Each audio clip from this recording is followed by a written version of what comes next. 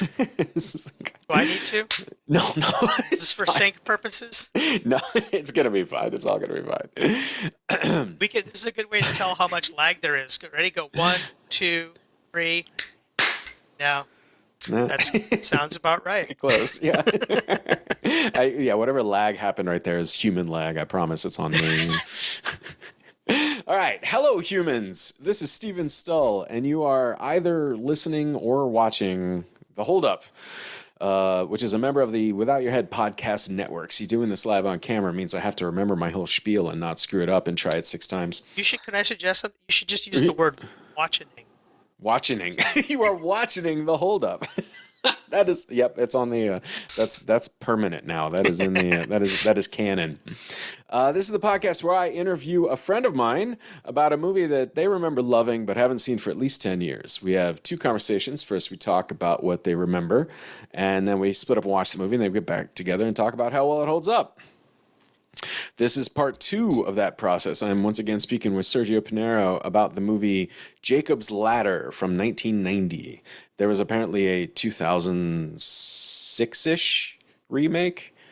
Yeah, I don't yes, know. huh? I was thinking about watching that for this, and then I decided I didn't want to do that. Yeah. Didn't have But any interest. no, it wasn't. I did want to watch, and it was available on like Canopy or something like that. But there's a 20-minute short film from like 1962 based on an occurrence at Owl Creek. Oh And yeah. I was going to watch it and have something interesting to say about it, and then I didn't, so I don't. Okay. That's cool. I'm sure we'll figure out something else. We'll figure out something else to talk about. Yeah. Yes, all right, so what first impressions?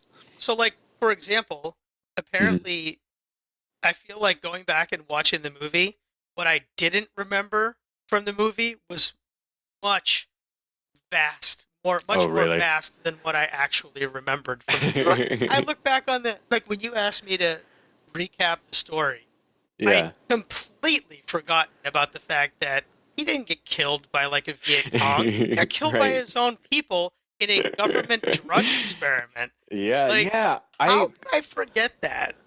The drug thing completely slipped out of escaped my memory Yeah. as well. I don't remember that at all. I did kind of remember that it was one of his own dudes, but I didn't want to spoil it before the watch, you know. By the way, I That was guess we good of just you. spoiled the whole thing right now I for mean, if anybody. you're into the Like, if second you haven't watched episode, this, yeah, yeah, you should watch this. Like, yeah, I mean, I think we made it clear that we were both in favor of watching this when we talked last about it. So yeah, hopefully anybody listening to this has done their homework and watched Jacob's Ladder. I will say, speaking of spoilers, this is one of those movies I think where it's like it's an aesthetic experience. So I don't think you could spoil it exactly. You know, I yeah. don't You think can that. tell people the story, Mhm. but I think even then it doesn't get to the like atmosphere. Right, right. It's definitely a movie that you just sort of like you experience, right, as a concept I learned very recently, and I'm ashamed that I only just learned it recently. I don't know who coined the term, but I heard it in an article by my friend Tyler Sage, who has a Substack. If anybody's interested, he writes about movies. This concept called pure cinema, where it's something that can only be accomplished in cinema, Hmm. right? Like if it's just a performance, for instance, you could maybe do that on stage, right? Or if it's just an interesting plot or something like that, it could be in a book or something like that. But Right. pure cinema refers to things that can only be accomplished using the art form of movie making. And there's no, you know, all arguments about it are going to be subjective, Right. but I think there's a lot of that going on in this movie with like the combination of music and editing and camera work. You know, so if I tell you scene by scene exactly what happens in every scene, I still don't think I'm going to give you the full experience of the movie. You could just go watch it. You Yeah. should just go watch it. Yeah. Yeah. So watching it again, I remember. So yeah, a lot of it I remembered. Hmm. Um, I wonder if like when I first watched it, not the most recently, Hmm. before this actually, but the Yeah, 10 years ago one. I feel like maybe when I first ever watched it, I must have seen one of those like TV edited versions oh yeah. because I There's missing some stuff. remember, yeah, I remember like certain scenes being a lot more grotesque and Yeah. like disturbing than maybe even my memory, which could just be like the time it's been Yeah. since I'd seen it. Yeah. But like that like house party, the dance scene was like definitely way more Yeah. intense than I remembered it being before. Uh, Yeah. Especially the scene with oh, what's her character? Oh, Jezebel, yeah, Jesse, yeah, where she's dancing with that guy out on the floor. That gets, wow, man, that is yeah, an upsetting scene right yeah. there. And it's funny because I watched just to like try to fill things out. I watched like a lot of the special features hmm around it after the film, Yeah, I want to and talk about that. yeah. So one of the things I think that actually talks about something that we were trying to get at in the last one was where that aesthetic had come from and hmm where Adrian Lyne, is it Lynn Yeah, or yeah. Line? Is it Line? I have heard Okay, line. I mean, I haven't talked to him, okay, so. let's go with that. Yeah, but so his aesthetic and how he came up with that, because I'm still, even now, I'm still having trouble pointing at a film, and if anyone watching knows, I'd love to see it. A film that came before that, hmm which hits that kind of aesthetic, Yeah, yeah. right? That one that's been emulated in movies since. Like I even thought it reminded me of the remake of House on Haunted Hill, Oh, I haven't seen the remake. which had very much a lot of that going Yeah, on. Yeah. It's decent. It's interesting. yeah, Like I remember seeing it in the theater, and it was I remember it felt a lot like Jacob's Ladder, um, until the end, where it yeah. goes off the rails. Uh, it's one of those movies where honestly, and this is maybe I was younger, but I was for House on Haunted Hill. That is, I was terrified because Oh they yeah. created such a sense of foreboding and the atmosphere so like crazy. And then when it gets to the final sort of big monstrous like scene at the end where like it's because the whole thing is like a pressure thing where they're trying to ratchet up the tension of this Yeah. house is like going to like kind of paranormally explode. And when it gets to the end and it happens, it was like bad 90s CGI. Yeah, But yeah. everything up until that point was practical and even used some of those like Jacob's Ladder quick under Yeah, crank under thing. cranking, yeah, yeah. Yeah. But my point on this is that so in one of the special features, Adrian Lyne was talking about that aesthetic, and he actually credits the paintings of Francis Bacon, Ah, yeah, okay. and Yeah, I can see particularly that. ones where it's a still almost like a portrait, but the Yeah. head is smeared in some way Yeah. to like suggest movement, and that's where you see credits that as being the impetus for that. That makes sense. That kind of clicks perfectly. I love Francis Bacon stuff. It's so Mhm. like upsetting Yeah, and sort of, I guess people say visceral a lot, but I get that feeling looking at there. And yeah, you can see well, that kind of smeared effect. Um, it's not, I'm not an art critic by any stretch, but there are like people will say this particular painting evokes a sense of motion, and yeah, I'll look at it and be like, I mean, if you say so. But then when you take something like Francis Bacon's portraits, it's like, yeah, okay, I can feel that. There's the sense of movement there, and yeah. that's about the limit of like my art vocabulary. That's cool. Hey, I I want to talk. I don't know. I got a list of notes, a couple of notes I took, but I want to talk first because it's kind of the biggest thing to me, about the end of the movie, and because yeah, you mentioned the special features. yeah, I thought that the end that we got was like 95% perfect. I looked at the special features, and there's one feature or one deleted scene where he has so what happens in the end of the movie. Oh, sorry. Besides the being killed by one of his fellow soldiers and the drug experiment, did you have any of the other big details wrong, do you think? Any of your big memories? no, everything else was. Okay. I feel like it was kind of there. I feel like an image when we talked in the last one. I mentioned an hmm image about like uh, something crawling on the ceiling, and I Yeah. think I got that mixed up with Exorcist 3, Oh, okay. which came out around I think the same Yeah. time. So I actually pulled up. I'm going to do a dumb thing on a podcast and pull up my phone. No, it's But fine. I opened up a tab of movies because I saw that Scott Gergens had Yeah, yeah. commented on, and I apologize because it's one of those things where I really do feel like I was not ready for that movie because of my age when it came out for the Hmm. theaters. Yeah, So there was definitely not as much of a build up in in my head in terms of what that movie was going to be. Uh, yeah.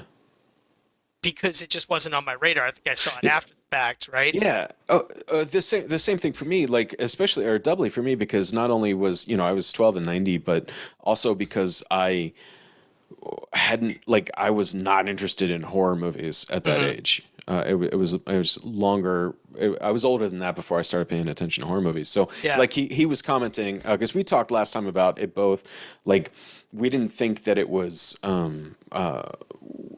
sort of held up at the time of its release by the horror community, but Scott Philip Gergens was saying that it absolutely was, and that he yeah, was he was a part of that crowd, and he saw it, and he saw like the horror community he was part of sort of embrace the movie. So that yeah, was the correction on us. yeah.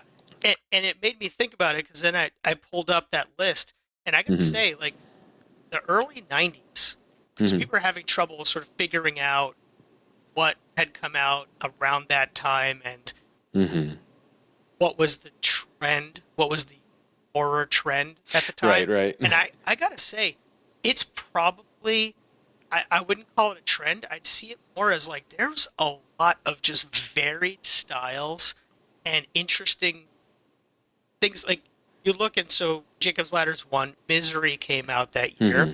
Nightbreed came out that Oh year, wow, yeah. Child's Play 2, Gremlins 2, the Night of the Living Dead remake, Okay. which I dig. You know, it Yeah. was a pretty faithful, I think, adaptation to the black and white version. But Hmm. Predator 2 was that year. The TV movie It, Oh which I yeah. actually did see and Yeah, yeah. probably messed me up. I The don't think I saw it Graveyard, till I got the DVD of it in yeah, like 2002 or something. yeah, and then Graveyard Shift, Yeah. uh, Tales from the Dark Side, the Oh movie. wow, that fucked me up. Oh, I remember that movie because like I said, I was 12 in 1990, and we were like we lived on army. I lived on an army base for a lot of, Mm, and the theaters would get movies like 6 months behind or something like that. Their actual releases in the states, but it was always super cheap for us to go see them. Like I think my dad with his active duty ID would get to go in for free, and it would cost me yeah, like $1 or something like that. So I nice. remember there was one day in the afternoon. I don't know what was going on, but my mom needed to be out and I couldn't be at home or something like this. She dropped me off at the theater, and I went and saw Tales from the Dark Side and I had no idea what it was going to be. Like I had no clue about it. And Did that you think of it fucking in cat. terms? Yeah, but did you think of it in terms of like, oh, there's Tales from the Crypt and then there's this, or were you aware of Tales from the Crypt, or I was aware of Tales from the Crypt. I think, and I might be trying to give myself too much credit now because this is 30 years later, but yeah, I think I knew it wasn't Tales from the Crypt. But I think I thought they were kind of trying to rip it off. But I don't think in reality it worked. It's actually shaked out or shook out that way, right? yeah, but you knew it was going to be an anthology of sorts, right? I did not know that. No, I did not know okay, that going in. No. okay. When did Tales? When did Demon Knight come out? Was that So nearby, okay? it's around that time because yeah, I'm looking here. Exorcist 3, Hmm. Tremors. Listen to this. This is all 90. Exorcist 3, Is that Tremors. still 1990? Yeah, Tremors, Darkman, Oh Arachnophobia, man. Hardware. Oh, Okay. hardware. Jesus. Yeah, The First Power, With the Flatliners. yeah. I mean, 1990s. Like, I think What a year. Scott did mention this, so I give him credit for this. Like, I mean, and then you start to get into like Watchers 2, Prom Night 3, Sorority House Massacre 2, uh, Witchcraft 2. Like so you're getting into these, but like just that's an insane amount. And the Yeah. crazy thing about it is that I mean we're at number 47 at this point, but you look at numbers 1 through 20, those are all studio films. Yeah. Yeah. Like that. So it's and to me the variety of stuff going on there super interesting because I feel like if anything, once got into the films more like the I Know What You Did Last Summer, which we Hmm. talked about last time, if anything, things started to all of a sudden swim into one lane and stay there Yeah, for a for while, sure. Yeah, you yeah, know? Whereas this is like the canvas and the spectrum is so much wider yeah. of those films coming out in in 90. Yeah, for sure. I think I've talked about this with some other friends on this podcast, and I think maybe even you and I have talked about it. But like, it is such a great tragedy that in the period we're in right now, there's what do they call them? There's no like mid-budget movies anymore, Yeah, you know. yeah, And the big studios, right? They're funneling all their movies or all their money into these giant tentpoles, which I'm not going to beat up. You know, if you like the MCU, fine. I have no complaints about it. But well, I do have complaints, but I'm not going to get into I, them here. yeah, me too, and we'll leave it at that. We'll leave it at that. But all the money goes into these big tent poles, or they go into these low budget studio films that are, man, it's like they're to call them formula is it doesn't even seem to cover it. But like there's these PG-13 jump scare fests that are guaranteed to Yeah, get a certain amount of money, right? yeah, And there's no, I don't want to sound like Abe Simpson shaking his fist at the cloud, but I really feel like there's just not the level of variety of experimentation of yeah. diversity going on in the studio movies that are coming out as there No, were in that list that you just read. no. There's I nothing mean, close to it. they've all been pushed to Shutter exclusives, Hmm. or oscilloscope movies, Yeah, or yeah. Spectrovisions, and things like that. It's all, or even further indie, like indie, like Hmm. Yeah, Astronaut yeah, Six and like all that kind of stuff. Like yeah. that's where the experimentation's happening now, but like with 1/10 of the budget that the other ones would have Seriously. had, or 1/100th even. I don't even, I'm bad Yeah. at fractions. One And out of something one large. out of something large. And it's so much like if a studio puts out a movie for a couple $1 million that doesn't do well, they're buttressed against the risk of that, right? Like Yeah, they can try to make it up on DVD sales or something like that. But when the whole movie making world shunts those projects into the independent world, the people making those independent movies, those $1 million independent movies or $100,000 independent movies, if those things fall apart, they're fucked. yeah, Right? They don't have the studio resources to say, okay, well, I spent 10 years developing my dream project. I got my movie made, and it never went anywhere. Well, shit, I'll just try another one. It doesn't work like that, right? yeah. It doesn't happen like that. No, And it's just a shame. And then these people wonder why theater attendance is dropping out. right, dude. If a studio, and I won't say which one, Warner Brothers can release a film like Batgirl, Yeah. make an entire movie, and then just be like, yeah, we're not Eh, putting we're that not gonna out. send that out. If Yeah, you can yeah. axe that, you can axe anything. Seriously. Yeah. I mean, Yeah. It's so frustrating. Like it's a tough conversation because the end point for me at least is always the same, and that's that capitalism is the villain. yeah, But like the great tragedy, it's not like there's some amazing stuff coming up in the indie world for real. yeah, There's some stuff that I've seen that I probably like. I'm screening for festivals, so like I should probably keep my mouth shut about some of it, but I've seen some really like mind melting shit that yeah, is going to blow people's minds away, and it's incredible. But I also know what sort of like Herculean effort it took for these people to get these movies made.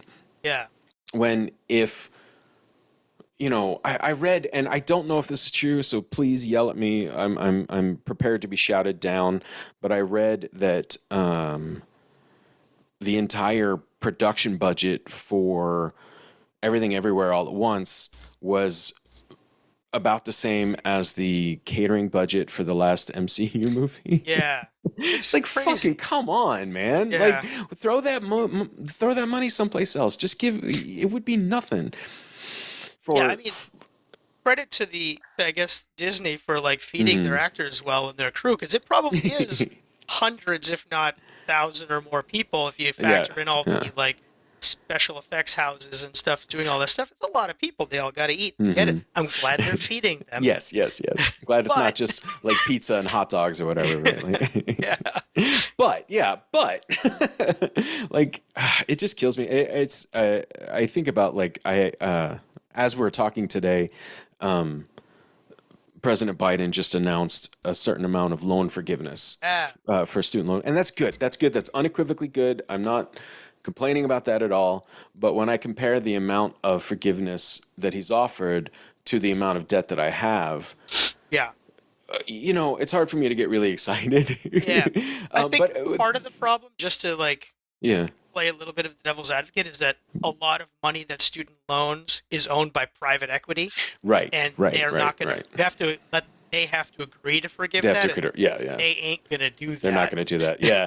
No, I am very fortunate. I can't. I might have to cut this out. Based on some paperwork I signed, I can't get into the details, but I used to have a much larger debt, and I no longer Okay.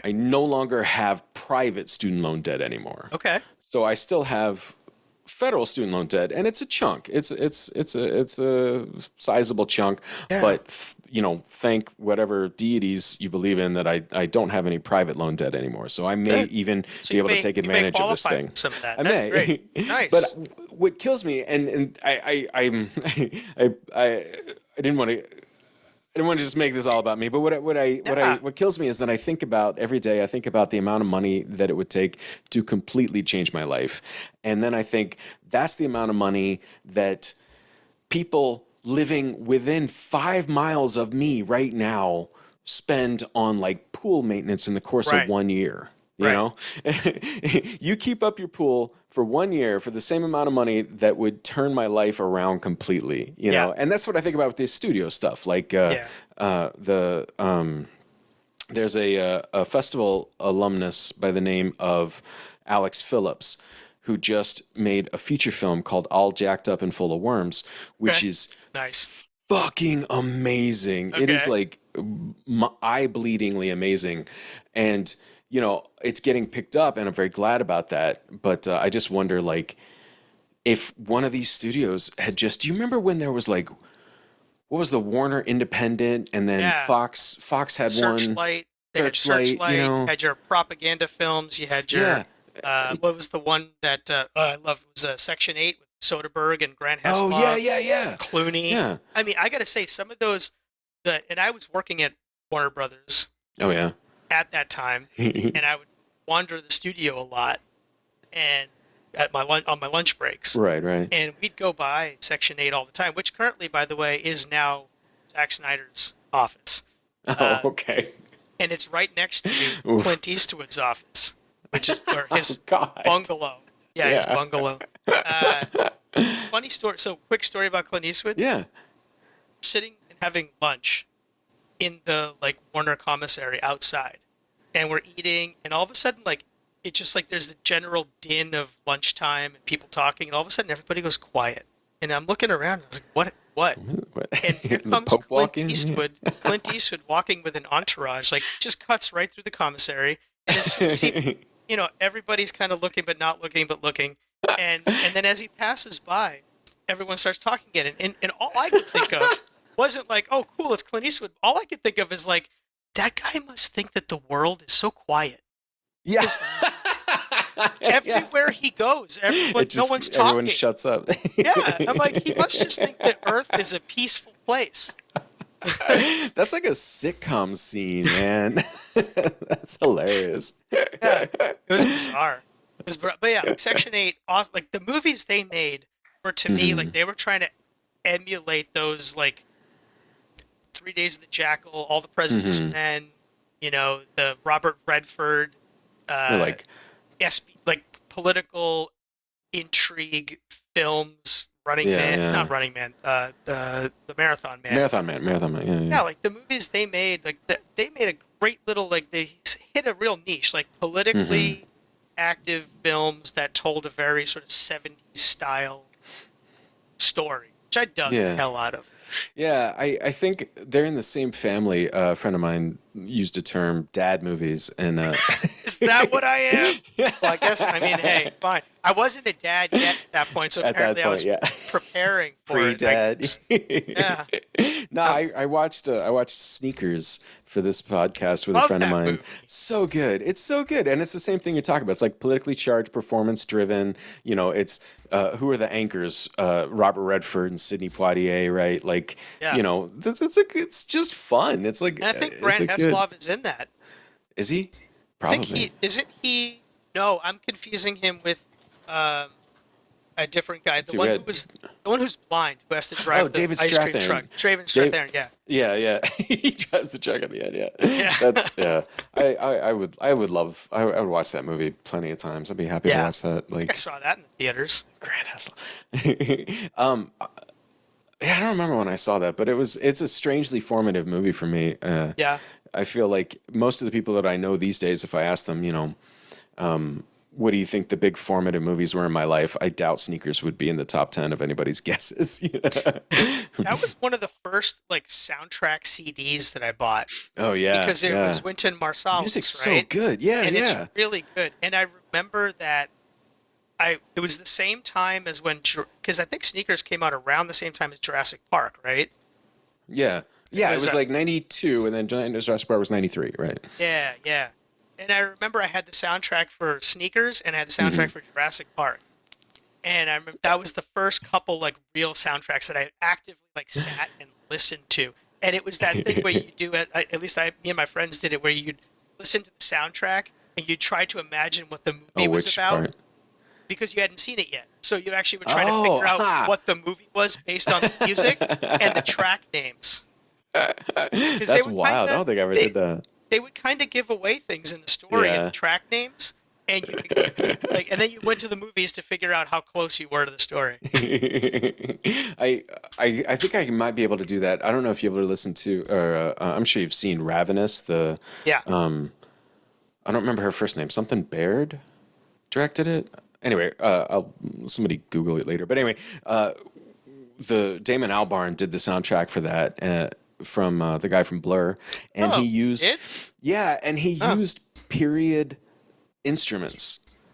And it's just a wild soundtrack to listen to. It's so like kind of dissonant and archaic, but then written yeah. by the guy who drove all the music writing in Blur. So Yeah. it's pretty wild. And Well, I all mean, the that's pretty the varied. I mean, Blur, Gorillas, yeah, yeah, Ravenous. Ravenous too. Yeah, it's wild. Hey, that's cool. It was fun. Yeah, did you have one of those cassette CD changers in your car when you were Oh, a absolutely. youngin? Yeah. Yeah. And not That the was like my cassette, favorite thing in the world. not the When cassette. I had just the CD changer. oh, you put like Uh, each one in individually.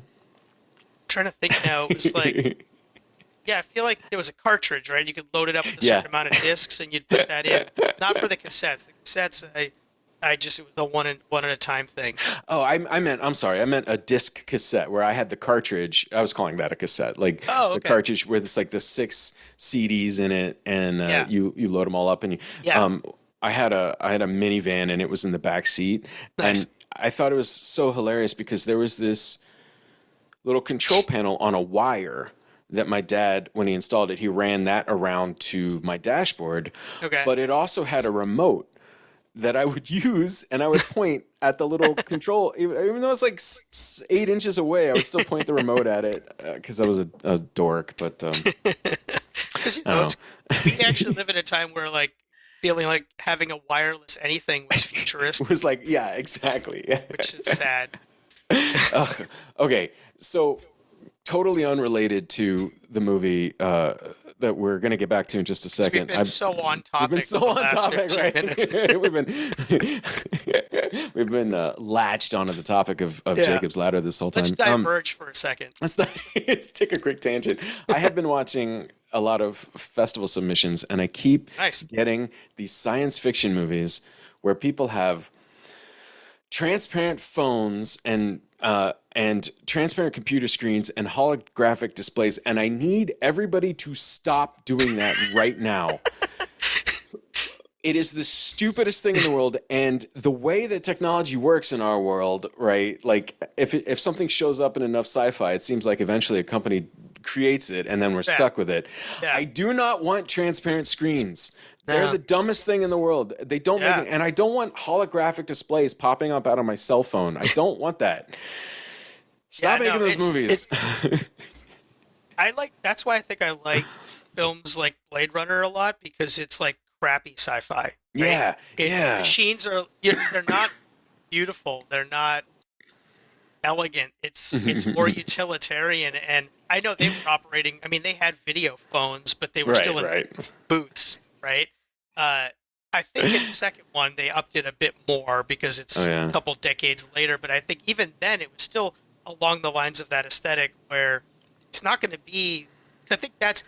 I feel like that kind of stuff, the holographic stuff, Hmm. the transparent stuff, is like Starfleet Academy Yeah. aspirational. And then there's the other turn where it's more Blade Runner style, where it's more Yeah. that utility and what we can get away with. You know, yeah, Politically, I'd rather take the Star Trek route, but technologically, give me the Blade Runner route. yeah. If we could avoid the Blade Runner dystopia, that'd be kind of cool. But you know, Yeah, I find that I find myself thinking about that as we apparently plummet further and further into a dystopia in this on this planet, and you start to think, what's like the day-to-day life of the people in the megalopolis, Los Angeles, San Francisco, that aren't Harrison Ford and right, Sean right. Young? You know, what's their day-to-day life? They're walking around in like grungy, shitty city Oh my with God. like plenty of water and they're just trying to get groceries Yeah, and yeah. they're going home to a nasty dilapidated apartment. At least they God. have an apartment, so they've Right, apparently right. solved some of the homelessness issue, which is great. But they're living in a dilapidated building, and I think it's maybe everybody's just squatting in abandoned maybe buildings, that's what it probably. is. They're all like, screw it. There's tons of buildings that are empty. We're just going to take it up. They can't kick all of us out. Yeah. I'm thinking about JF Sebastian's Yeah, house where he lives, and it's not even to call the water coming from the ceiling a drip. It just doesn't do any no. justice to what's happening. And apparently there's not a like building soup around to Yeah, like yeah. give a shit. He doesn't have a landlord he can call to come fix it. So like Yeah, that's what I figure is maybe the building's just abandoned. And he's like, you know what, this is where I live now. yeah, Fuck it. yeah. And it apparently doesn't affect his work because he still Yeah, manages yeah. to make tons of androids and they don't get short circuited or anything like that. And it's I guess what makes it doubly painful is that he's buddies with Tyrell, right? Right. Like has chess games with the most famous tech billionaire or trillionaire, I'm sure. Or at that point, whatever At that more. point, whatever it Yeah. is, yeah. Yeah. No, So, that yeah, is an interesting angle because then he's like, all right, I'm going to go home now. Cool. I'll be over cool. here in my pyramid. You I'll know? be here dominating the skyline. You enjoy your trip back to your waterfall hovel. Yeah. Yeah. But at the end of the day, both died. They both. That's right. All right. Fuck. Yeah, Jacob's Jacob's ladder. Ladder. Yeah, yeah. Okay, I'll Yes. tell you one thing. So here's a question Yes. that I found myself looking at, and I don't know if this was just me being too analytical because I knew Hmm. that we were going to be doing this, and it kind of Yeah. got me going more thinking about like I was Yeah. more actively trying to check the film. Yeah. I feel while I still loved it a lot, I still Hmm. really enjoyed it, but I feel like there are some parts where from a story perspective, does this make sense? You know, Hmm. if he was still in Vietnam and he was killed by his own people and he was like tripping balls, Hmm. would so the part in the dream where it's back stateside where he then is participating in this weird mystery of trying to figure out what happened to his troop and then finding out that it was a drug experiment, would Hmm. he have even known that to have Yeah. it be Yeah. part of his dream? That was the one sort of paradoxical thing that kept tripping me up. Yeah, I got the feeling because I did some reading about this, and there was the director Adrian Lyne, and then there was the guy who wrote the screenplay. Oh yeah, I saw him Uh, interviewed in the behind the scenes thing. I forget I, his name. I I feel dumb. I should have pulled up the thing. I don't know why. I'll pull it up in a second. But Cool. so there were like Adrian Lyne had to convince the writer to change a bunch of stuff. For instance, Bruce Joel Rubin was his Okay. name. Yeah, Does that he sounds just go by familiar. Joel Rubin? Anyway, Rubin, I'll say Mr. Rubin Sure. wrote the script, and apparently in the original script, all the visions were more traditionally Judeo-Christian art, like Renaissance art, like demons, red skin demons and horns and stuff like that. Okay. And Adrian Lyne had to work on him a really long time to get him to finagle that into something different because he was saying, listen, today's audiences in the modern age of 1990 are not going to respond to leathery bat wings and red horns, right? Uh-huh. So my suspicion, and I didn't get verification of this, I did not see anything, but my suspicion is that the drug experiment, the MK Ultra kind of thing, or whatever that is, or I guess it wasn't MK Ultra. It's a rage drug. And if anything, it was more like the Tuskegee Airmen Yeah, experiments. yeah, yeah. Because weren't Where they they're just using trying it out. LSD on them as well? They were, I know for, oh God, they did so much. I don't know about LSD exactly. Okay. I don't want to say anything wrong. Yeah. I'll Google it afterward. Yeah. But I suspect that that entire story element came from Adrian Lyne. Okay. I think that I'm gonna put a modest amount of money down saying that was his contribution to the story. And you're right. Like it's not. It doesn't seem to serve the mission of the movie, the thesis of the movie, right? Because what we have, and you know, again, huge spoilers. We're going to tear everything apart Sure. based on what. And I definitely want to talk about Danny Aiello's character. What's his name? Shit, where'd he go?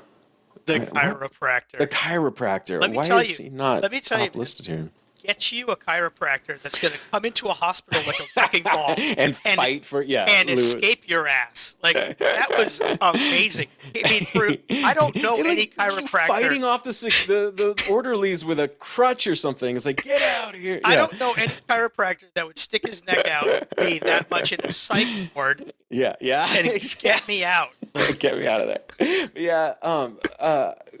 Shit. I forgot what I was saying. Sorry. Yeah. No, You were no, it's talking fine. about the contribution from Adrian about the drug The drug experiment. thing. Yeah, I don't think okay, so based on what Lewis, which is Danny Aiello's chiropractic character, based on what he says, you know, by the end of the movie you realize that all of the post Vietnam life that Jake has had has just been a manifestation of him trying to cling to life Mhm. and not wanting to give it up as he's actually dying. Yeah. Does a secret government conspiracy to try out rage drugs on their own soldiers fit with that at all? Does it help that at all? I No, think it. it's, I mean, Yeah.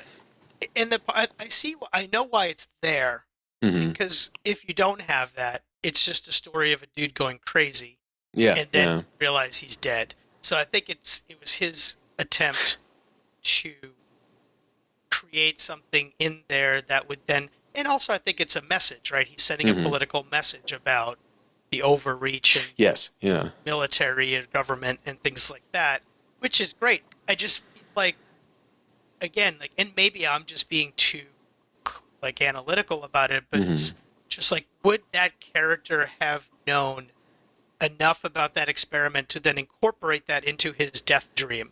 Yeah, yeah. No? That's a good question. I think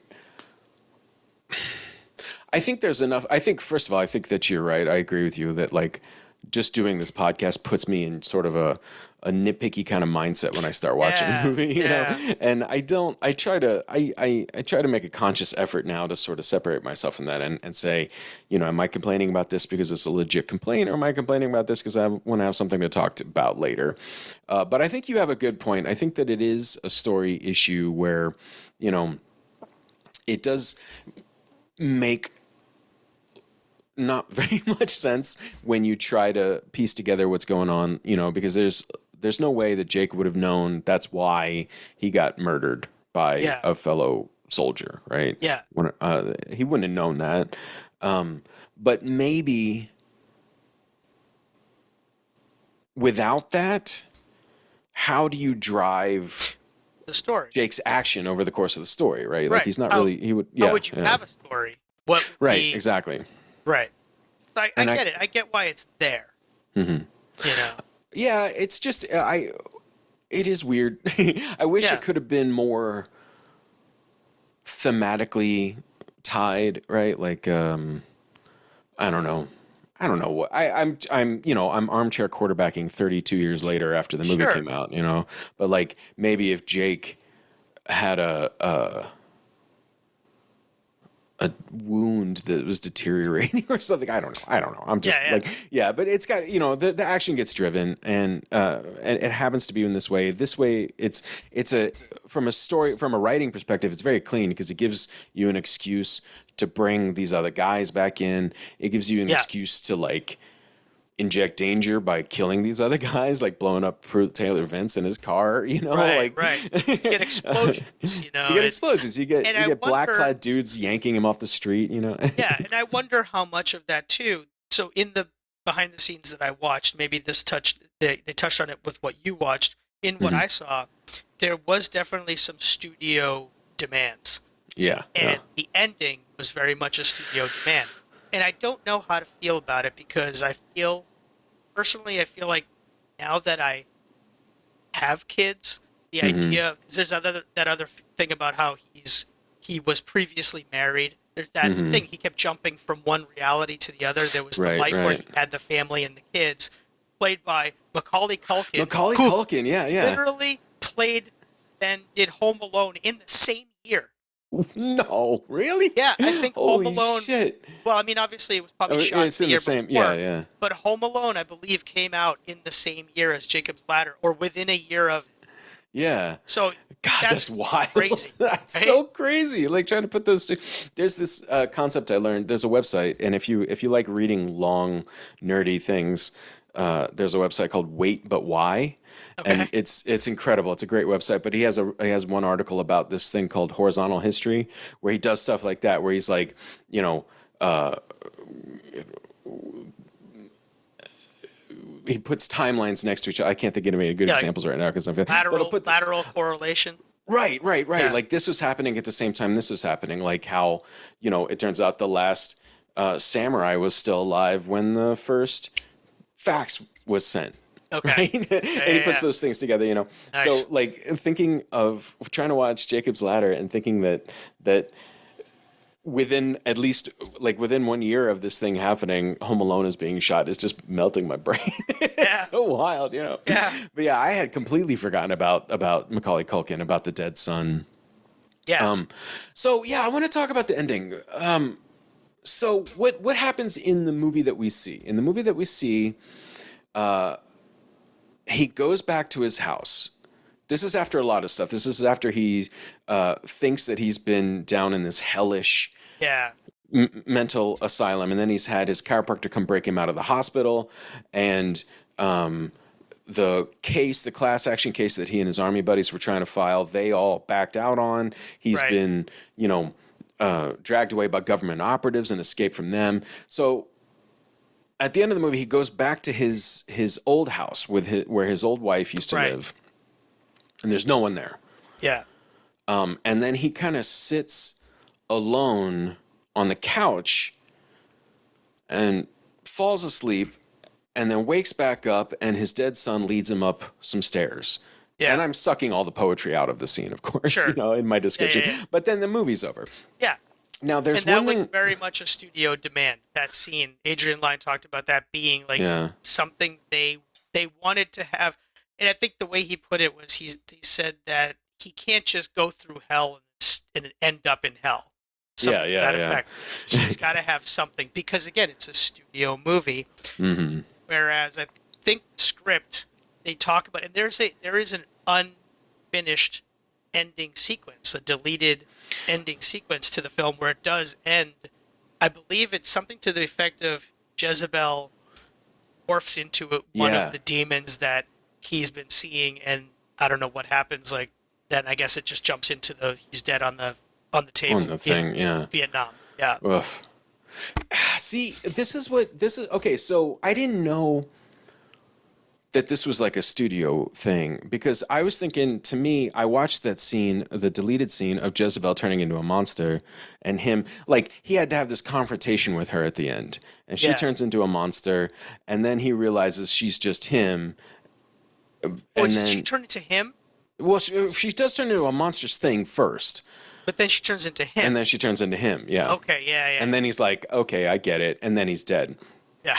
And this is, I am glad that we didn't have that. Usually I'm of the mind, when I watch deleted scenes, I'm always like, oh man, why didn't we get that? Why wasn't that in the movie? Yeah. This case, I'm kind of glad that wasn't in the movie because I felt like the movie always sort of treaded this line with Jezebel's character, right?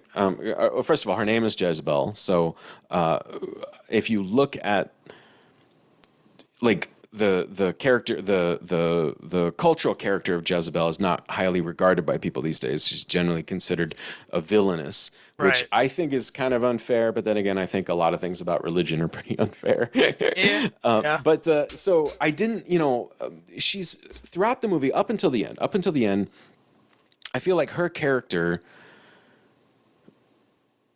She's definitely got shades of like being a monster, right? Like Mm. the house party scene where she's dancing and that's such a upsetting Yeah. scene. And then the scene where he's been sitting around the house for 2 weeks and she yells at him and her She's fangs got the pop out and stuff black and the eyes go eyes. black, Yeah. right? But I felt like up until the end of the movie, they kept going back and forth because there's that stuff happening, but there's also she seems to really genuinely care for him and Hmm. want him to be comfortable. It sounds awful when she's telling him things like, well, why do you keep obsessing about your dead kid? But at the same time, it just seems like she's sort of a, like an, like she doesn't want him to be sad, Yeah.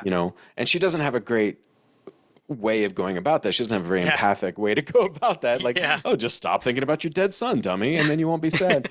But she legitimately seems to want him to be okay, right? Yeah. To be happy and comfortable and not sad.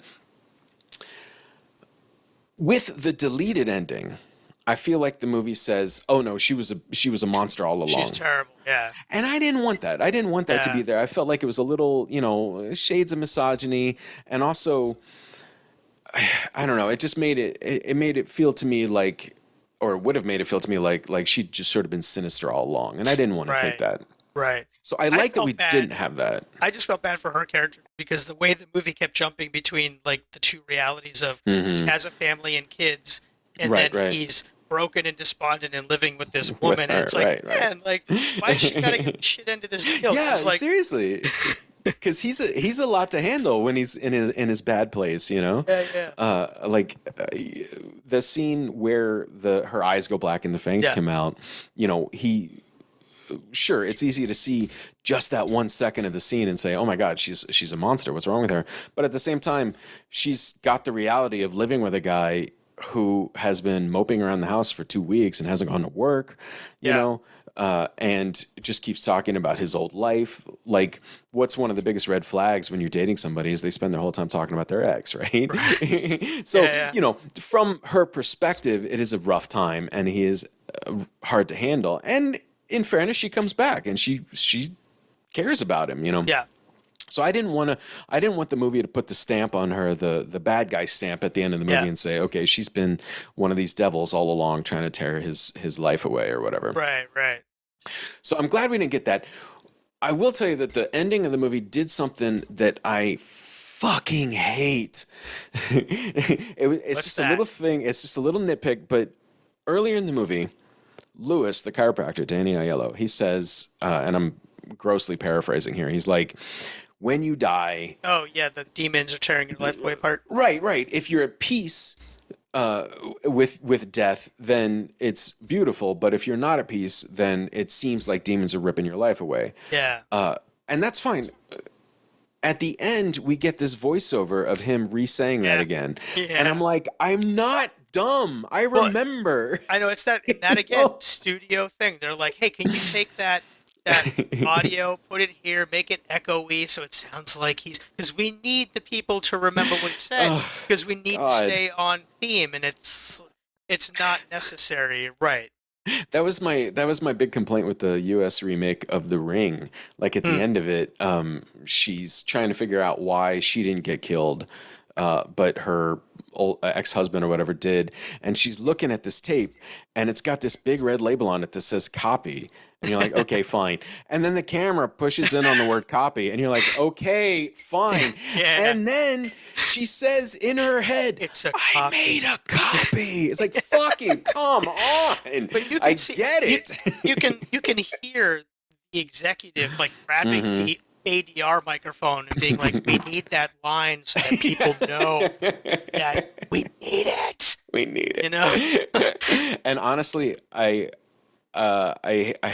keep taking these opportunities to throw them under the bus, but I have some friends who do an online watch party every week, and they started during the pandemic, and it's still going, and it's fine. Wait, you're gonna throw them under the bus? I am going to throw them under the bus. Okay. All right, just check. You just so that they know what we're talking. Or their names are. Never mind. Yeah. But listening to the conversations they have during these movies, I think, okay, those are the people the studio's talking about. Right? And that's where I have the issue with on YouTube. There's all these videos. I feel like we've talked about this before in a previous movie. Blank movie ending explained. Explained. I hate that. I hate it because sometimes I get it. It's an ambiguous ending, and it's that idea that you should just. That's where Just the conversation comes from. That's where the conversation comes from, or the self-reflection, right? But in other times, I look at that and I go, "Wait, that movie was pretty clear." Like, yeah. Did we need an explanation for that one? The ending of Infinity War explained. I mean, really? It's Tony, pretty clear. Tony Stark snapped it all back into whatever it was before. I don't get it. Like, there's nothing left to know. There's not much there for interpretation. I never watch those videos. They make me so mad.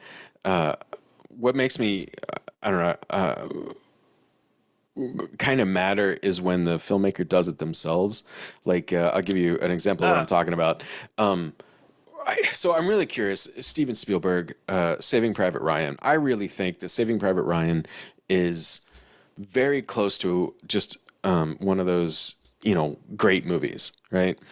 That could have gone either the way we were talking. Like, he's either going to trash the absolute shit out of this, or it's going to be. I really am impressed with about 99.5% of Saving Private Ryan. Yeah. I hate the bookends with a passion reserved for Greek tragedy. I hate it so fucking much because I'll tell you my position is like, what's the central conceit of this movie? What's the thesis of the movie? Is it okay for like 8 dudes to risk their lives to save one man? Guy. Yeah. Right? That's like the whole question of the movie. That's the whole point of the movie. Yeah. And at the end of the movie, you got Tom Hanks, spoiler alert, dying. And he said, he dies in almost every movie he's in. I'm surprised he didn't die in A League of Their Own. Splash. Oh, yeah. Yeah. He's probably got some kind of undiagnosed bladder cancer or something in League of Their Own. But at the end of Saving Private Ryan, he says to Matt Damon, earn this. Right? And if the movie ends right there, you, the audience, leave the theater wondering, oh, man, is it even possible to earn these 8 guys' deaths? I guess it was only like 7 guys' deaths. But is it possible for one person to be worth all these? And then you get to reflect and you get to kind of roll that around in your head and think, okay, well, what does one man's life mean and whatever? And you go off thinking is my point. You leave thinking. I mean, look, instead, if 7 people die, it's not that big a deal. When you hit 8, that's the line. That's the line right there. That's a problem now. Luckily, Ed Burns survived, so it's okay. But instead, the movie then cuts to a flash forward where old Matt Damon says, "Did I live a did good I earn life?" it? You know, Yeah, right, right. And It was just you get the wife, and you get the kids and the grandkids, and everybody's saying around, going, "No, no, your life was great. Your life was totally worth it." And the audience goes, "Oh, whew, okay, I don't have to think about that. All right, yeah, good." yeah. No, And I'm like, you're right. "Fuck that." That and I wasn't so if it had just been the beginning scene, right? Hmm. With him walking through the The memorial cemetery, yeah, yeah. cemetery, and then it flashes to the back to back. And even if it came back, but it left you without that, Wondering, yeah. just sort of watching him remember and even just didn't have to say anything at all, just be Hmm. with his family. To me, that would have done it. But you're right. That moment always rang a little forced to me Yeah, yeah. I'm because it very was curious. speaking Sorry. that theme. It was pounding the theme into your head. Right, right. It's like, you know how Spielberg says that he wouldn't make Close Encounters end the way it did today, Mm. right? Because he's like, oh, nowadays he looks back, now that he has a family, he looks back at what Richard Dreyfuss's character did at the end of Close Encounters, and he's like, that's the dick move. Shitty You Dad know, 101, yeah. Shitty Dad 101. So it makes perfect sense when you look at the end of Saving Private Ryan that for Steven Spielberg, the answer is big family equals good, right? Just Yeah, yeah. have a bunch of family, and that makes your life worth the deaths of seven men. Well, it was interesting that early Spielberg really touches a lot in a lot of his movies on his lack of a father figure, Mm-hmm. right? There's a lot of characters that don't have a dad or that Mm-hmm. have a complicated dad. Even the Indiana Jones. I mean, Yeah. Holy Grail is all about having to deal with a complicated dad. Right, right. And I think, yeah. then I think it flips. I think he then hits a certain point where it's all about people trying to then either they are parents trying to own Mm-hmm. up to the responsibility, or people that are not parents. Like I think in Jurassic Park, where Alan Grant's character Mm-hmm. is not a dad at all. They pointedly make a point that he hates kids, and by the end, he's very much a father figure to those kids. And I feel like that's the Yeah. second half of his career was Yeah. now he's a dad and he's trying to project what a good parent should be because Right, that's what he right. wants to be. Yeah. And I think that's like, I mean, that's his artistic statement. I can't tell him he's wrong. I just think Right. that like he could have, like, if if Steven Spielberg's goal was to make Steven Stull happy, he would have cut the bookends off Saving Private Sure. Ryan. Exactly. So let him Why know. didn't you why didn't you do that? You're Oh, out there. You live in LA. You probably run into him all the time, right? Just every day. I just accidentally closed the door in his face just on the way out of Starbucks today. I'll tell you. So I've got my nephews visiting for Mhm. it's their first time in America, Oh wow. and they're from Portugal. And uh, one thing that was always in the back of my head was we're going to all these places. Took them to Hollywood and Chinese theater and Hmm. Griffith Observatory, and in Nice. all these things, I was thinking, man, it would be great to just spot of someone that they recognize, Yeah, yeah. just because that's like part of being in an LA and Hollywood, just Yeah, randomly seeing the spotting famous. someone. Yeah. But and I thought of it, and then we're driving home from the Griffith Observatory, it's bad rush hour traffic, and we're passing by a Whole Foods, and out of the Whole Foods comes this car, and my nephew's like, "Oh my God!" And it's Charlie Hunnam from Sons of Anarchy Yeah, yeah. and Pacific Rim, just pulling out of Whole Foods in his Audi, and they are big Sons of Anarchy fan, and they were just like, so That's awesome. we checked that one off the list. No, that's great. I was afraid that like young people, I assume these days that anybody under 30 literally doesn't watch movies. It's all just YouTube videos or something like that. So, No, they it's watch good. stuff. They do definitely watch. We talked about some films. I've shown them some while they were here, uh, and yeah, no. I think the reason I brought this up was so the Steven Stull's version of Saving Private Ryan. I was at a Q&A for Skyfall back in the Okay. day. So Yeah. and it was crazy. It was packed Q&A. It was Sam Mendes, Mhm. oh my God, Daniel Craig. They had Yeah, the yeah. producers there, and oh my God, it's Anton Chigurh from Javier Bardem. Javier Bardem. Jesus. Yeah, yeah. They were all there, and I shit you not, in the middle of the Q&A, some dude stands up Oh man. and starts to tell Sam Mendes what his version of the ending would have been, and everyone is just like, okay. Yep. It's one of those, like, this is more of a comment rather than a question. And Mike I'll dead. tell you, Sam Mendes had the best response I've ever heard, and actually got a round of applause. Sam Mendes waited till the guy just politely waited till he finished his whole spiel about how he would have ended Skyfall. And then Sam Mendes just goes, well, when you make a Bond movie, you can do whatever the hell you want. Like, what the fuck is in your mind, man? Like, what do you think you're gonna accomplish here? Yeah. Like, is Sam Mendes gonna go, whoa, that's genius, Dude, we gotta recut this. Oh man, I don't get.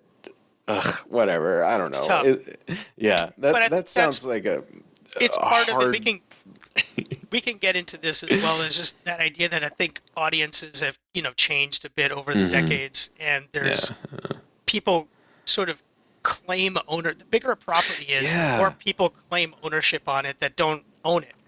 Right. Because and I get it, but looking at what put one foot in their shoes type of situation, like it means a lot to them, and they are invested. So there's an emotional investment, and sometimes a monetary investment because they've bought the movie and they've bought the books about it, and there's an investment, and in those investments comes a sense of ownership. And so, if you want to talk about, which we don't have to get into, but the new Star Wars movies, things like that, there's people who feel like that someone is taking something of theirs that they own a piece of and are doing things with it that they don't like.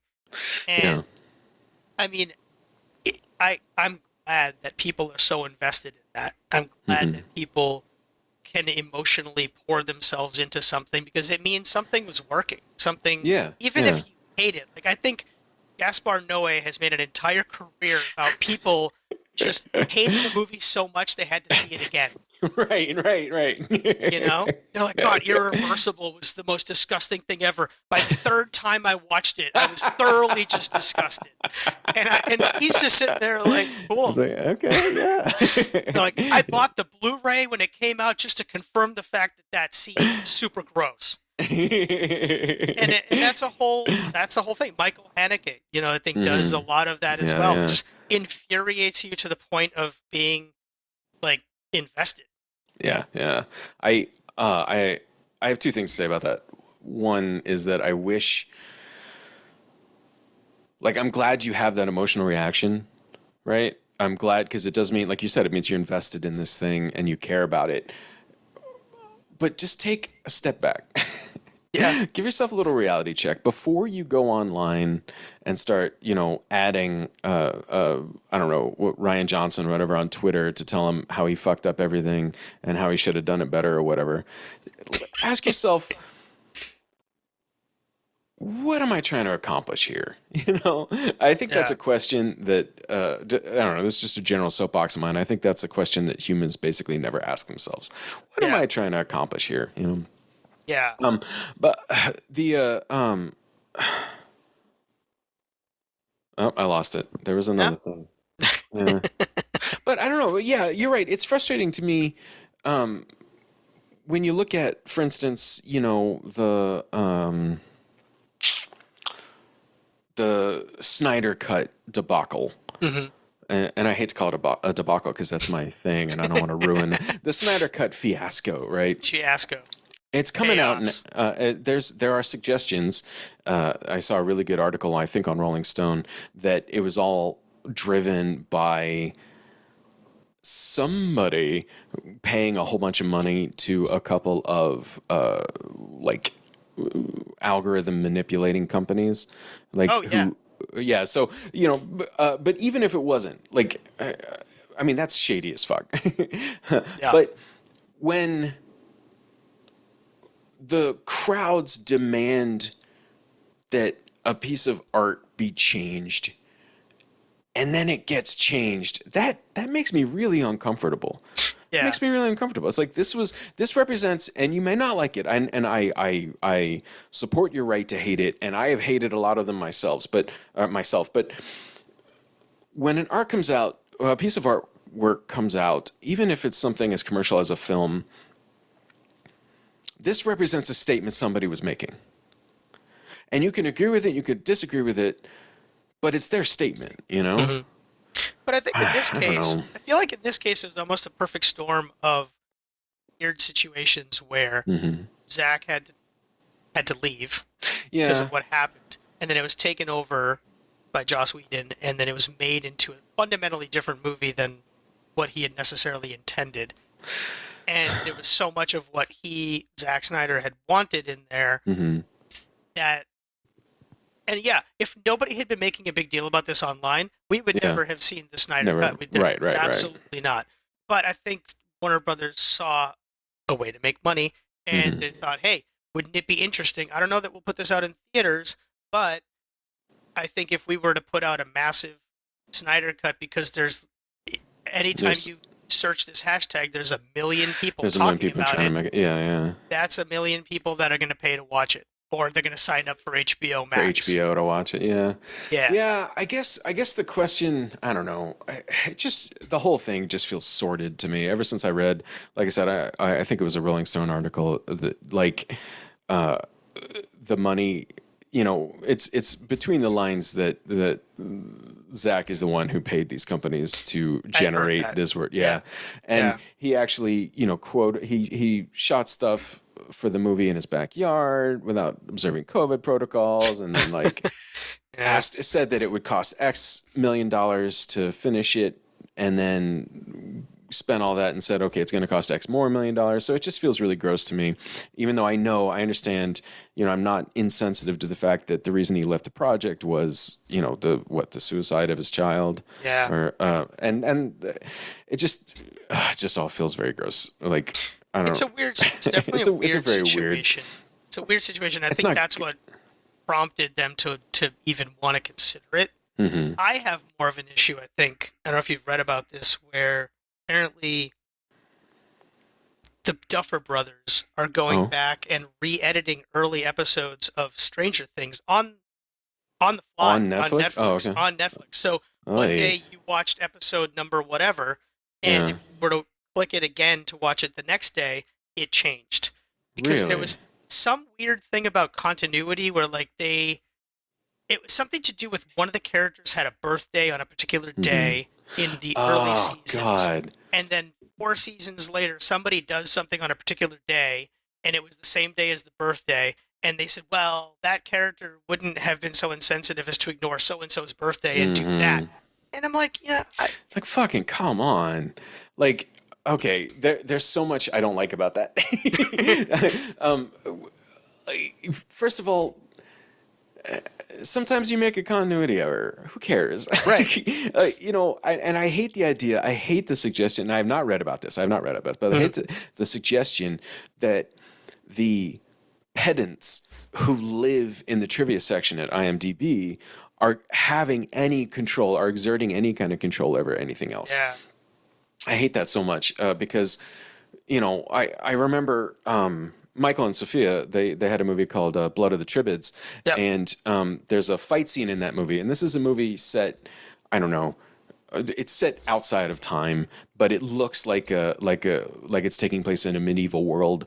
Mhm. And there's a fight scene, and somebody uses like these like MMA moves, these like kickboxing style moves, and Yeah. some motherfucker went to the goofs section of IMDb and said, "This fight scene doesn't make any sense because there's no way this character would, this character is obviously living in medieval Europe and never would have learned Thai Maga or kickboxing." Yeah, something. it's like fucking shut up, man. But I remember they did the same thing. I don't know if you're a Arrested Development fan, but when I actually haven't seen it. you haven't seen it? Okay, No. I'm not. I know that Arrested Development fans have a nasty reputation. I'm not going to talk they? you into watching. They do. Okay. It's just like they're like Rick and Morty fans. They think if you don't like the show, then you must be dumb or something like that. Okay. I'm not going to try to talk you into it. But No problem. for the fourth season, since it went to Netflix, the creators decided to play a little bit with the form. And instead Okay. of doing a bunch of half-hour episodes, they did, because usually it's like a half-hour episode with intertwining stories and stuff like that. So instead what they did is they said, this is Netflix. Who gives a shit? We're not trying to wedge it into half an hour of your day. So some of the episodes were like 15 minutes. Some of the episodes were like 50 minutes. It just depended on what they thought made But the the story for that story, episode. yeah. Apparently, people fucking hated it. I didn't. I thought it was really neat. But apparently, people hated it. And in fact, they went back and re-edited it into half-hour blocks. Oh God. And now that's the only version on Netflix, and it's the only version on the fucking Blu-rays that I have. And it makes me crazy. It's like you guys made an artistic choice, and I respect that. Like, it didn't land with some people. Oh well. Yeah. This was the choice. This was the Yeah. decision they made, you know? That's too bad. Yeah, but again, I think that's part of that thing with social media Yeah. and people taking ownership over something they ultimately don't own. Mhm. But they're finding that their voices now. I remember when Twitter first came out, they said you can speak directly to celebrities. I mean, they're going to get your messages. And while that was cool and might still be cool here and there, the problem is now that, yeah, messages do now reach all the way to places, and sometimes they're Is this always a constructive. good thing? Yeah, sometimes it's constructive, but I feel like a lot of times it's not constructive. I I I remember when Web 2.0 started rolling out. Well, when it first started rolling out, I thought it just meant shiny round buttons. But when I figured out what was happening, you know, the big driving thing of Web 2.0 was two-way, was interaction with your audience, right? Like they wanted more comments or more ways for the people to be able to interact with the creators of the content on the web. And I remember at the time, as young as I was, I remember thinking, you know, the internet is giving everybody a microphone, but does everybody have something that needs to be heard, right? And Yeah. immediately, as soon as I thought that, I thought, no, God, Stephen, you're being a fascist. Calm down. Everybody should be heard. Everybody has something worth it. And now we live in 2020, and I'm like, no, not everybody needs to be heard. Like, fuck, It's a it tough. just That's kills a me. fine line. It's tough because yeah, you can take that in a very bad direction, or you can take that in a kind of positive direction. But yeah, Yeah, like I it's don't. like it's like those people like, oh, Alexa's listening to your conversations. Okay, they're listening to conversations. 99% of those conversations don't matter. Yeah, Uh, yeah.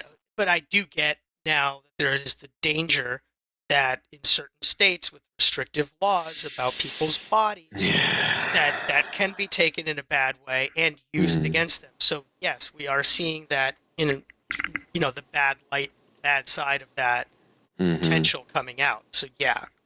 Yeah, side note, Facebook actually turned over private messages to, I think it was Texas, or yeah, Texas law enforcement, Horses. so that a teenage girl could get arrested for an abortion. Yeah. So Shocker. that's, yeah, yeah. So like, I get it. You know, Yeah. the question becomes when I talk about how everybody has a microphone now, but not everybody needs to be heard. That's an easy thing for me to say because I hear a lot of people who say dumb shit that I find. Says the dude with the microphone. So exactly right. The question becomes who gets to decide who gets heard, Right. right? And I think there's no good answer to that. But all of the social media has decided that the voices that need to be heard are the ones that get the most engagement. Right. And that is a cheap hack to the human psyche because all you have to do is make people mad, right? Yeah. Or scared. Mad Yeah. and scared. That's that's the state of being for every human on the internet right now, right? And I personally don't think amplifying fear and rage inducing messages is unchecked is a Yeah. is a healthy thing for us to be doing. No, yeah, for sure. It is that question of, oh, does everyone need to be heard? What's the alternative? Is that we start telling, oh, you shouldn't be listened to. We're going to mute your Right, voice, right. but we're going to amplify this voice. So I get the equality in principle, Hmm. But that's also assuming, and I think that's the problem, is that we always assume things in an idealistic situation, that no one's going to take that and then do harm with it. Right. But that's Right. not true. That's not true. And it sucks because we keep stumbling onto that. It's, well, isn't this technology amazing? Well, it is amazing if we do good with it, Hmm.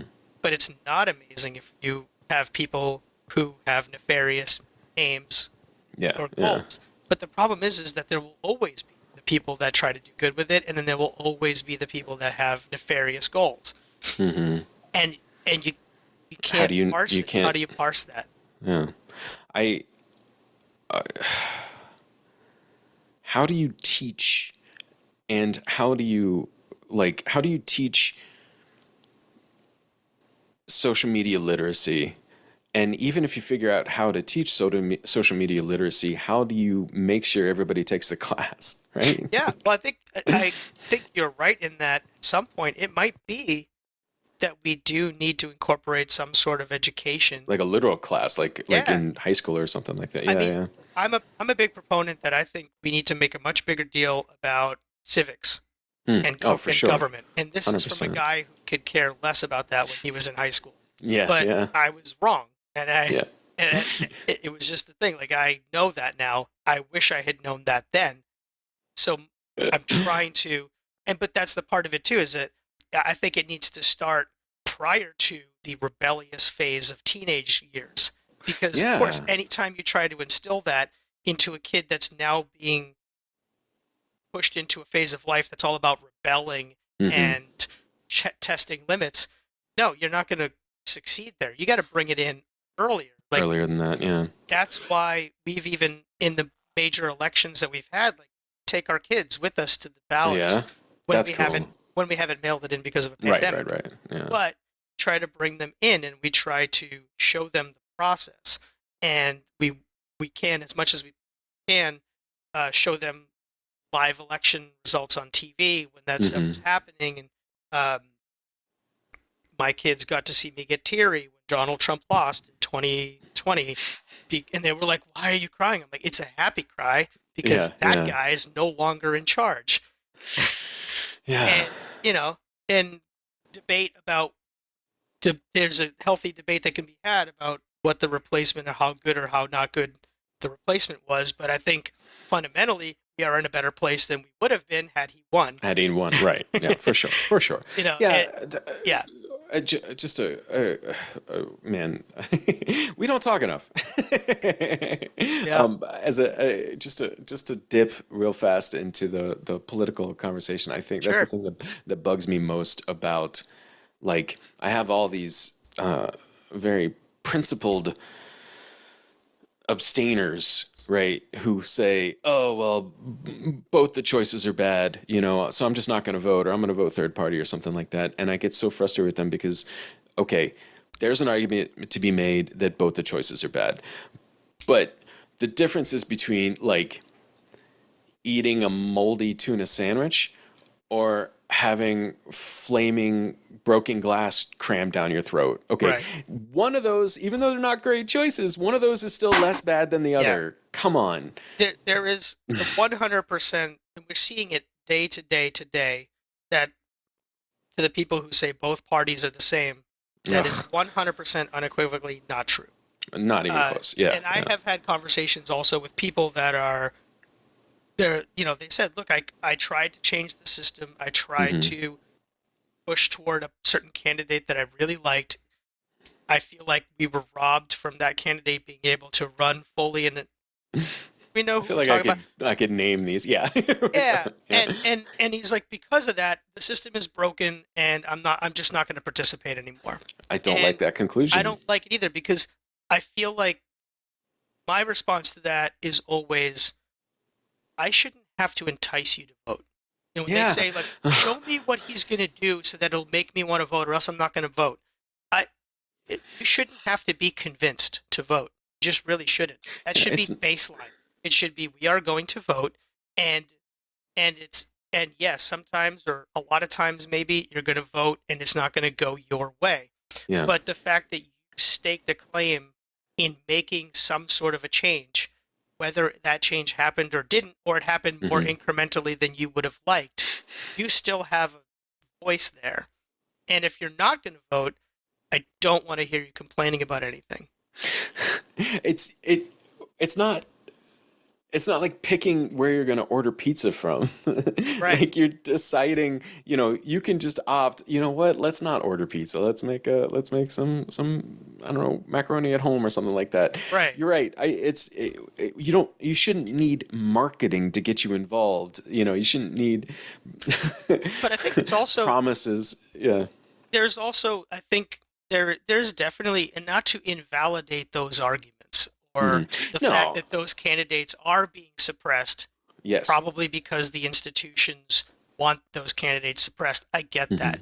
Hmm. But I think it's proof positive just in the last couple of years that changes are happening and have been happening, not as quickly as we would have liked, Hmm. but that's still better than them either not happening at all or going in the other Going the other direction. direction, which was, So yeah, yeah. any sort of change in the right direction is a good move. And yes, we would love to see it go faster. And yes, we Hmm. would love to see bigger changes. But I think what I've at least learned is that this country doesn't move in large leaps and bounds. Right, right. It especially, I think it does. So I'm actually wrong. What we've seen in the last 6 years is the biggest experiment in entropy in the world, That's a because good way to it put it. shows you that chaos is so much easier to create than order.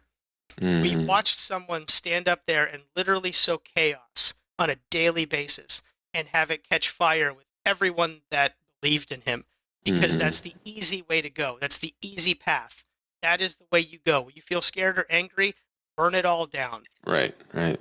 But actually sitting down and figuring out how to put something together with disparate voices and disparate opinions and wildly varying beliefs, to be able to come together and put something together is infinitely harder.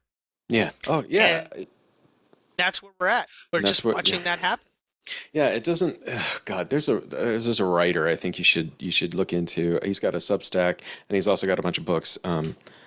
His name's Jason Pargin. I love him. Mm. If he ever starts a cult, I will be a priest for sure. I'll be Nice. ordained.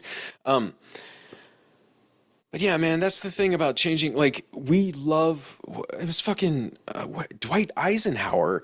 As he was leaving, he was saying, and another gross paraphrase. He's like, Americans love the big dramatic gesture, right? And that's that. But it's not the big dramatic gestures that keep the country going and Yeah. keeping people alive. It's this sitting down and hammering out the obnoxious little details and Yeah. arguing for hours and getting, Well, anyway. and that's surprising. We got used to the idea that Hmm. governance is thrilling. Hmm. And It's and no, it's it's it's all about, politics, it's man. like watching The West Wing for real life, but it's Right. not. Like, good governance is boring as dirt. Yes, Like, it's bureaucracy. yeah, and it's not always going to work well, and it is going to leave some people behind, unfortunately. But that's, Hmm. if we're concentrating on those things and going, okay, so we did this, it went in a good direction, but some people are still being hurt by this. How do we Hmm. fix that now? And that's always those things. It's like we're in this very binary way now, where it's like it either all has to be perfect or it sucks. Hmm. Yeah, yeah, yeah, yeah. Who is it? I don't know who said it, but the don't let good or perfect be the enemy of good, right? Yeah, Like one particular, and there's so many issues like this, but one particular issue is drone strikes. I think drone strikes are like, I want to make it clear. I think they're terrible. yeah, They kill civilians very yeah, frequently, way more frequently than we are aware of. yeah. They kill fewer civilians than boots on the ground. Right. Right, and I know Or that that's indiscriminate bombing that is or currently indiscriminate happening bombing, in right? another country right now. Oh God, yeah. Like, So I would imagine that yeah. Go ahead. yeah, so like I know that saying stuff like this, it seems so heartless, right? You want to be. It feels good to stand on the soapbox and say, not one death is acceptable, and I Right. love it. I agree with you, but it's going to happen. Hmm. Right? Not one person should be left without health care. Yes, I agree. I am on Somebody your will. side. But somebody's like, Yeah. you live in a reality, man. Yeah, and I think that's the sad thing is that sometimes the story about the one person Mm-hmm. who went through a terrible health insurance scare or Mm-hmm. problem or died, Mm-hmm.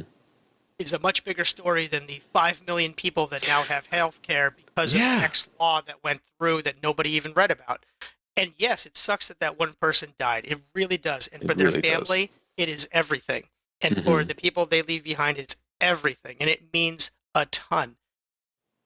But it can't that weighed against the idea that, well, 5 million, to make this law, 5 million people Mm-hmm. now are able to get health care.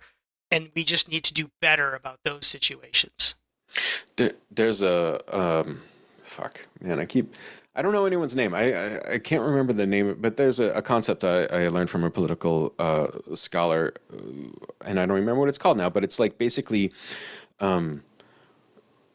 nobody notices when the government does something good because nobody from the government comes to your house and says, "Hey, we just did this for you," right? Yeah. It gets pushed down and filtered through all these laws, and it turns out that maybe you pay a little less on your taxes on this, or maybe Yeah. this costs you less than it would have without this thing, and you don't get to see somebody standing there saying, "Hey, this cost you $400 today. It could have cost you $12,000 if we hadn't done this," right? Right. So like, there's all these like you said, boring and bureaucratic benefits that come to you without little flags on top of them saying your government did this, Yeah. and they're And there not was satisfying, they're not exciting. no, and they are out there to be read. And I feel like Hmm. I follow a lot of boring people on Twitter Yeah. because these are the people that are like doing the studies and Right. analyzing the numbers, and then they put together threads of 50 tweets that Hmm. are eye-bleedingly hard to read sometimes, with Yes. lots of annotations and links to things that are also eye-bleedingly difficult to read. But it creates such an interesting picture about it. It sometimes makes me feel better about things as opposed to Yeah, the yeah. doom and gloom that happens, which there's plenty of the doom and gloom Oh, there. I just read today, for example, it's not on my notifications anymore. So California has just put in, I think it's either an executive order or legislation saying that mhm. no new car made from 2035 on will be Can have a gas. right. And 2035 is far away and it should be sooner. But look, But again, it's still it's now a rule that wasn't there before. and the Yeah. interesting thing that's going to happen there is because so when the orange former person occupying the white building was busy tearing down everything, Hmm. uh, basically took away all the requirements for car emissions, saying, yeah, go ahead, roll coal as much as you Burn it want, out. Right, right. great. But what happens is the counter to that was that California said, no, we're on a state level, we're keeping all of our emission levels the same low Hmm. rates, and we're even going to work to lower them even more. So what happens? The rest of the country, because California sells by percentage more cars More cars in it. in Yeah, the yeah. state than most other states combined, the car manufacturers are going to say, well, It's just it's cheaper to easier make the for us cars. to just make it the way they want us to, Right, right. and we'll do that. And they've just now affected the entire country.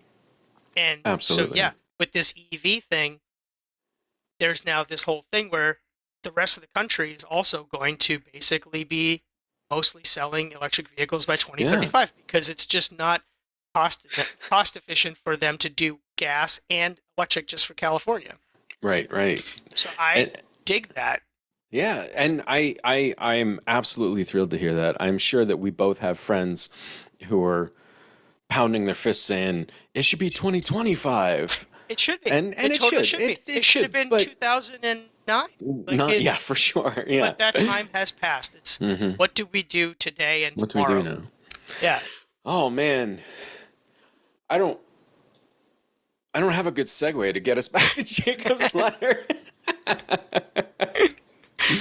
But got, man, but I feel good like we should flick. talk about it a little bit more. Yeah, good, good, good. Yeah. I mean, Okay, we've we been just talked through about it. cars, and I Yeah, have in my notes here. When I was taking notes watching the movie, and at one point I just wrote, "Jesus, cars look different in 1990." they totally did. So there we go. Yeah.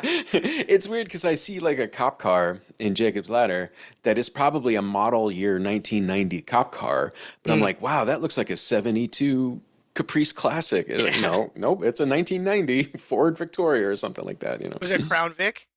Probably. I had a Yeah. Crown Vic. That thing was a Did tank. you? Yeah. Yeah, 89. Yeah.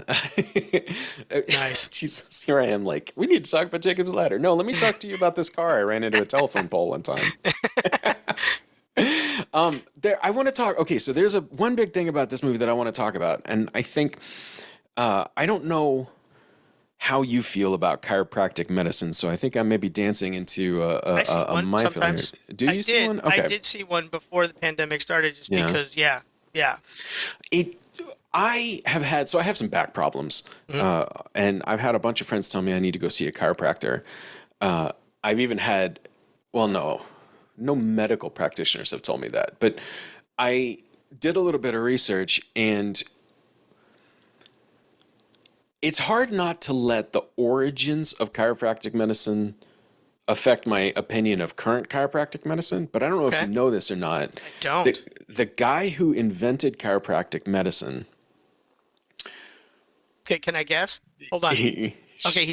Was he either a devil worshiper or he was a like complete hallucinogenic LSD mushroom tripping or all of these things?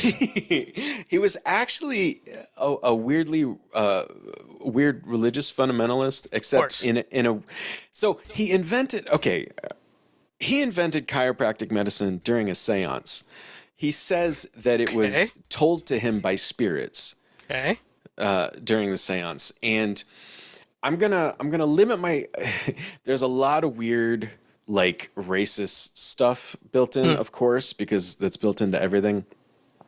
But that's not exactly germane to Jacob's Ladder, so I'm only gonna skim over it. But like the original practitioners of chiropractic medicine believed that like you were born with if you were born with problems that it was like the weight of the sins your spirit had committed before you were born Mm. and things like that. I don't. I'm gonna keep it focused here on Jacob's Ladder. I think it's Yeah. not a mistake. It is not a mistake that Jacob's savior in the movie is a chiropractor, right? That's Because it does interesting because have. I always struggled to figure out where that came from. Yeah, I think it's because of the spirits that supposedly taught chiropractic medicine to Mm. the guy who invented it, whose name, of course, I don't know right Yeah. now. But so when I was watching the movie, and I didn't know this at all when I watched it in 1990, whatever, the last time I watched it. But I've been listening to a lot of podcasts and doing a lot of reading about it recently because so many friends have told me about it. Or about chiropractic medicine. So when he came in, I was like, oh, okay. Yeah. So there's a scene that's a little on the nose where Jacob is lying on Lewis's bed, and he looks up, and the light's behind Danny Mm. Aiello's head, and he says, "You look like an angel." It's like, Yeah. okay, Yeah. all right, buddy. There it is. I Yeah. get it. So I wondered whether like. Is this another tidbit that Adrian Lyne put in? Did he know about the origins of chiropractic medicine that Maybe. it came from that? But if you were mentioning how the story, the earlier drafts of the script was Mhm. much more adherent toward demons and things Right, like that, right. it could be that that was already in there Yeah. because that has a much more religious bend than even the aesthetic, the horror imagery Of the that horror, they right. used. Yeah. Would you stop? My cat is being an asshole. I'm sorry. Nah, it's That's what they do, right? There was also, I have a habit of making too much out of things that probably aren't that important. There's a scene, at the beginning of the movie, we get the Nam flashback, the start of the Nam flashback, Yeah. and then Jacob wakes up on a subway, Mhm. and then he sees just a couple of weird little things, like the tail from that guy under Yep. the newspaper, and then there's a woman who looks at him. He asks a woman, "Have we already passed the whatever stop?" And she just kind of stares at him. When he gets off the subway, there's this shot from outside the subway, still under the. If anybody's watching this video, I'm petting the cat. That's what's going on. There's nothing weird going on below the screen. I'm I just can petting the totally cat. see how that. It looks a Yeah. little weird right now. Sorry. Never So gets you through the podcast. So he gets off the subway and he walks away, and there's this shot from outside the subway where the subway drives off away from camera. And as it drives off, that woman who gave him the weird look, she looks dead at camera. Yeah. Now I know that, like intellectually, I know that almost certainly the performer just kind of made a mistake and looked at camera, right? But I want to believe, like I find it interesting to think that maybe this is a signal, because she's not looking at Jacob, she's looking at us, and that it's like a subtle hint about the nature of reality in this movie, where this isn't actually happening. When this is happening. Okay. I don't know. Interesting. But that's cool. I like those things. Yeah. I'm not gonna go to Reddit and Reddit. /r/fan theories or whatever, and start posting it. But that's how I chose to look at it. Yeah. I also noticed that Lewis Black is in this movie for a total of about 4 seconds. He is? He is. He is the doctor who shows up in Jake and Jezzy's apartment the morning after, or after Lewis Black? Yeah. Oh my God. I was like, whoa. I looked at the IMDb before I watched the movie, and I was like, wow, Lewis Black is in here? I don't remember him. Wow. And then when it happened, I thought, as soon as the scene was over, I was like, wait, was that Lewis Black? And yeah, it was Lewis Black. He's there. He's got one line. And he's, you're lucky I was here, not screaming. And he's not screaming, right? He's like, you're lucky to be alive, Jake. And then that's it. That's it. Yeah, that's interesting. I didn't even register that. I probably wouldn't have noticed. He probably was like much younger. Now I kind of want to go back in and put that in just to watch that one bit. Yeah. Wow. I also noted that Tim Robbins and Macaulay Culkin look suspiciously alike. Like when they got their faces next to each other, I'm like, wow, this really could be Tim Robbins' kid. Yeah, definitely. Yeah, but that's all my notes. I just wanted to pound those out real fast before. No, that's cool. Yeah. And I remember, I think it was the writer that was saying one of the impetus or original kernels of an idea that got him to the movie was that scene in the subway when he gets out and goes up and the station's locked. And can't get out. That actually happened to him. And in his head, he just was like, did I get off at some crazy station that doesn't exist? And that was sort of what got him going. I always love those things and what leads you from that, what started that idea. It's that great, question that writers, I think authors get a lot. How do you come up with? Where do you get your ideas? And it's like, dude, the origins are way weirder than you think. Yeah. I find it's funny because I find sometimes like they're just depressingly mundane. Yeah. Like people ask me where I got the idea for the Jerry Show, and I'm like, I don't know. I just woke up and in the shower. In the shower. It's just in the shower. I'll be honest. I actually have gotten more ideas than I care to admit in the shower. I waste so much water, man. I get in there and like all the thoughts that I guess, I don't know. I read a really convincing article one time, a really convincing think piece about how we don't spend enough time just not doing anything. Yeah. No, right? It's true. It's absolutely true. Now that we have these things, it's like you always have something you can do. You can always be playing a game or catching up with people or looking at news or something like that. I think it's Ray Bradbury story. Mm-hmm. It might be Kurt Vonnegut. I'm pretty sure it's Ray Bradbury. 99% sure it's Ray Bradbury. I forget the name of the story because I'm terrible with titles. Song names and titles, I'm bad. Yeah. But it's this great thing about this society in the future that tries to level out humanity. They try to make everyone as similar in aptitude as possible. And the people who are lower aptitude gets augmented. But the people that are higher in aptitude get sort of restricted. And Harrison Bergeron. Yeah, that sounds familiar. Yeah. It's that one dude who was such a genius that they strapped this like helmet to him that constantly makes like clanging noises and disruptive sounds that cause him to have to break his chain of thought because they can't have him like going off Being smart. intellectually. Yeah, And I always yeah. thought about that is that this is that. Yeah, These are the yeah. these are the disruptors. I and I think the immediate reaction to that realization is to go overboard and demonize them and Yeah. say that anybody spending time playing games on their phone is wasting their lives and they should stop. And I think that's an overreaction. I Yeah. think I I don't I don't think you shouldn't waste time on your phone. No. I think you should just be mindful about everything all the time that you're spending. Like it's if you say I choose to spend the next 15 minutes playing Candy Crush, I feel like that's admirable, right? Yeah. And then the 15 minutes goes by and you're done. Uh, Yeah. I just feel like in the past, before 2007, I guess, we all had supposedly wasted time where we weren't doing anything. Mhm. But now, like if I just sat, I don't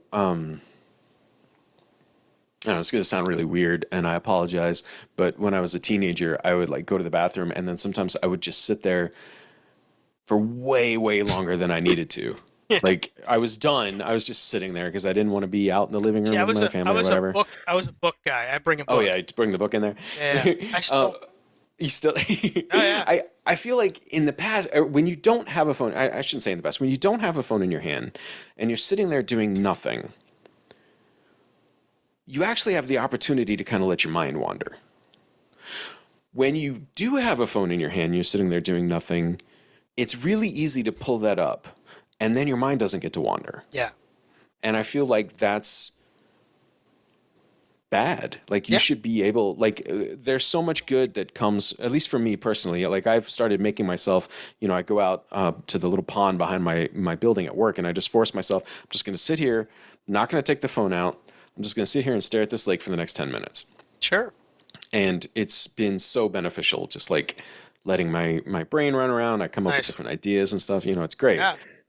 And I don't want to go on a crusade. I don't want to be one of those, I don't want to turn into the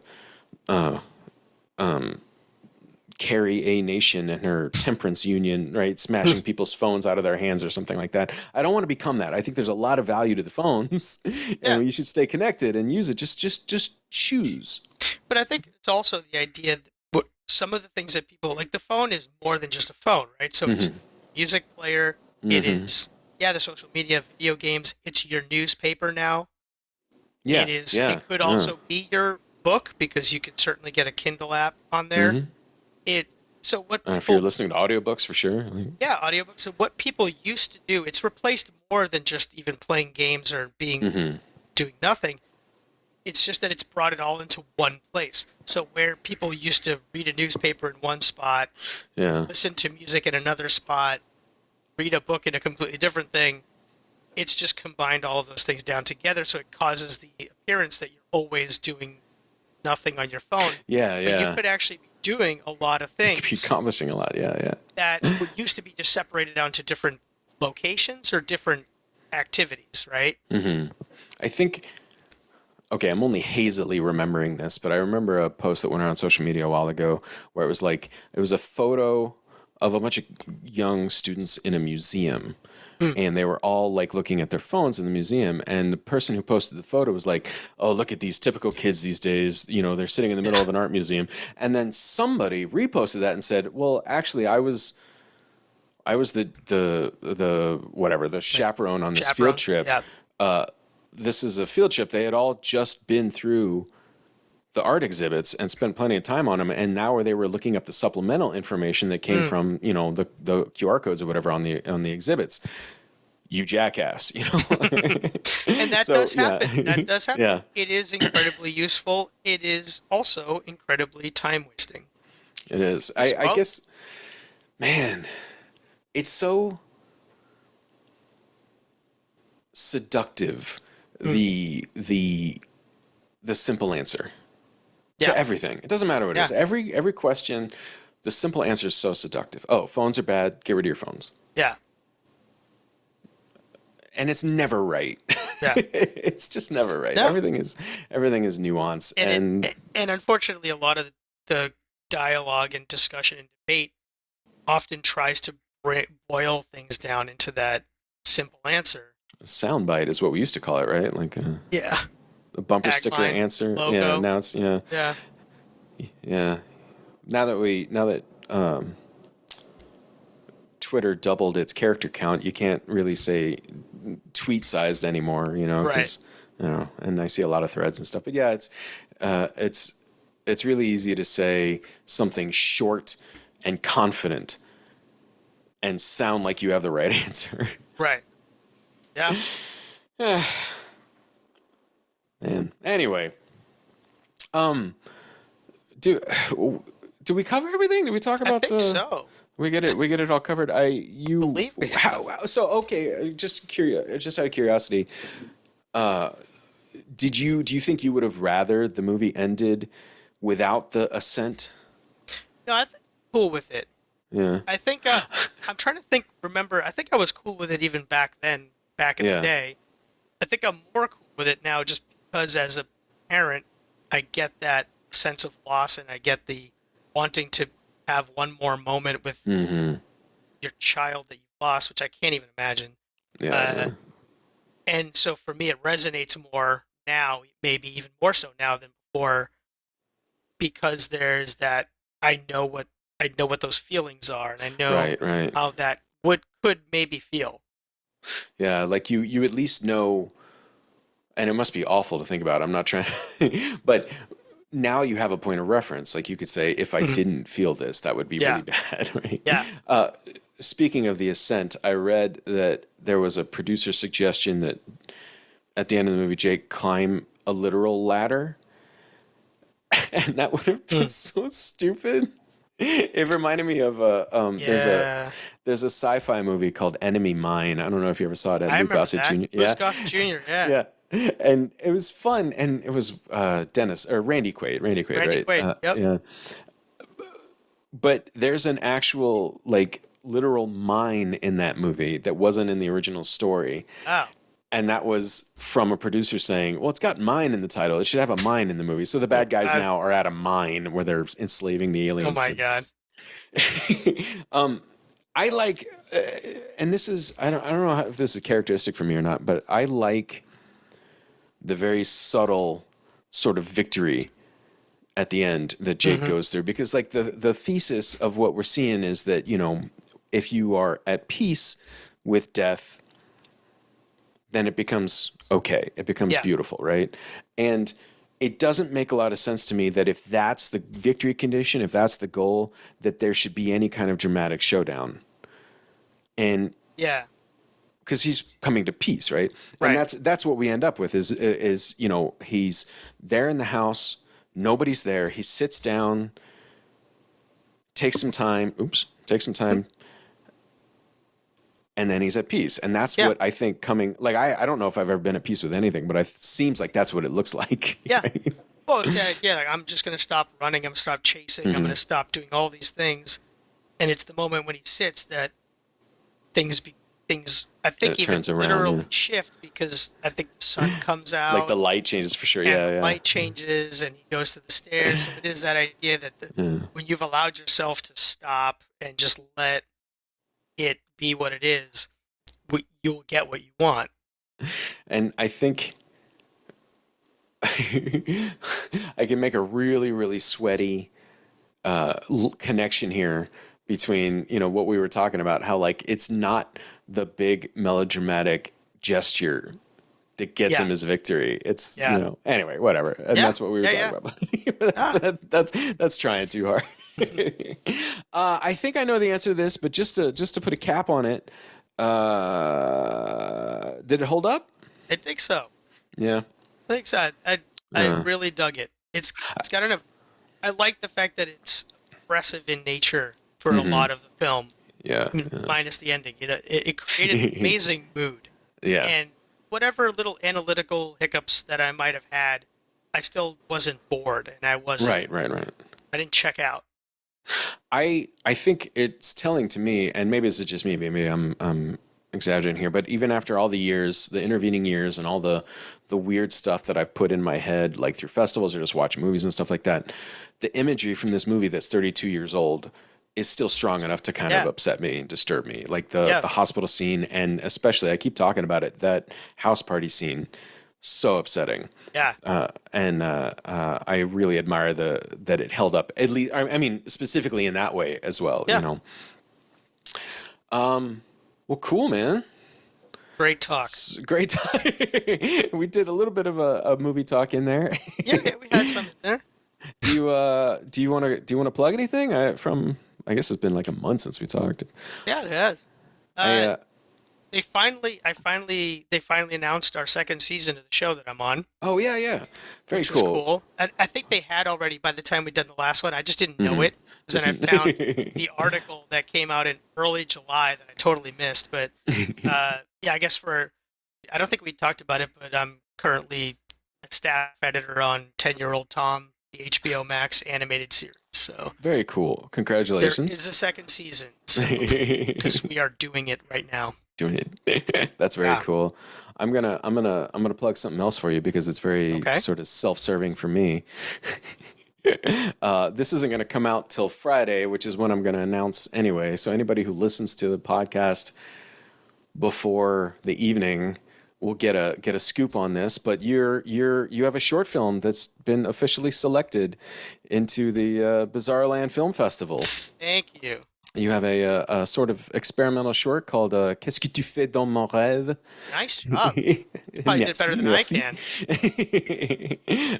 So people can come see that. It's going to be playing in the live festival, which again, I'm making this all about me. Which is the live program at the Bizarre Land this year is going to be separate from the online program. So if people want to see it, they're going to have to get their asses down to Universal City Walk and Sounds watch awesome, it with by us. the way. Yeah, it's a lot of fun. I know you were talking about a lot from the last time you guys were there, right? Because you Yeah, weren't yeah. there the last time, but the time We- before.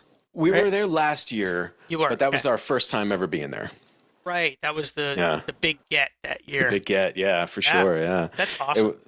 I'm really excited about it. I got some secret outings and events and stuff I'm Nice. lining up for the attending filmmakers. It's gonna be a lot of fun. Well, I am hugely honored and I appreciate.